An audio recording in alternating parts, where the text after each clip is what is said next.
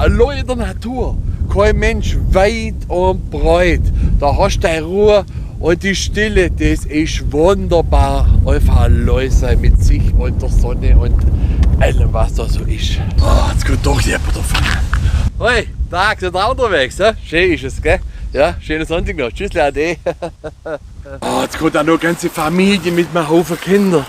Jetzt, hallo, Tag miteinander. Du, der Hahn, man schlägt mit dem Stecken nach der Schmetterling. Nette Kinder haben sie. Schönen Sonntag, eine Auge. Jetzt kommen sie auch noch mit der Geil. Oh je, 1, 2, 3, 4, 8 Geil.